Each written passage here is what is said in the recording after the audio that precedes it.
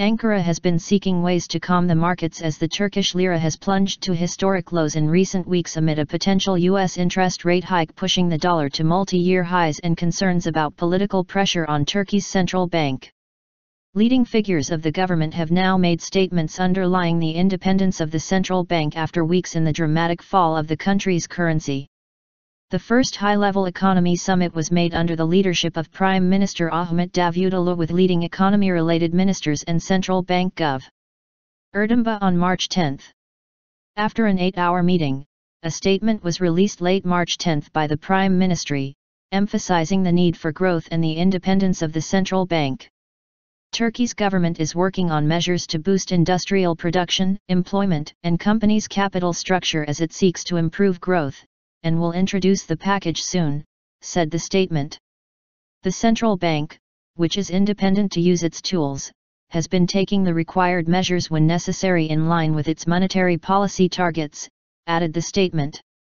Economy Minister Nihat Zebesay, one of the ministers who attended in the meeting at the Prime Ministry, said March 11 the central bank was fully independent.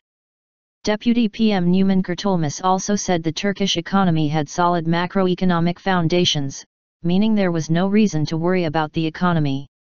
Fluctuating markets are in need of seeing President Recep Tayyip Erdoğan make peace with BE, according to many analysts. They both had a scheduled meeting on March 11 to assess the latest developments in the Turkish economy, as well as the global economy. Deputy PM Ali Babacan was also expected to attend the meeting. Erdoğan's demands for a sharp rate cut to boost economic growth before a June election, even though inflation remains high, have helped to send the lira to record lows and raised concern about the bank's independence, according to analysts. The lira has been down around 12% against the dollar since an announcement of an inflation report by the central bank at the end of January. The central bank made slight rate cuts, saying its strong need to see the inflation to decrease. Yet the political figures grilled the bank for its rate policy throughout February. Unable to raise rates to defend the Turkish currency, BE has resorted to tweaking policy on the margins to try to boost dollar liquidity, with limited success. Turkey's lira, South Africa's rand and Brazil's real suffered some of the steepest losses in the recent emerging market rout. Their peers in the so-called Fragile Five, India and Indonesia, escaped with less damage, as Reuters reported.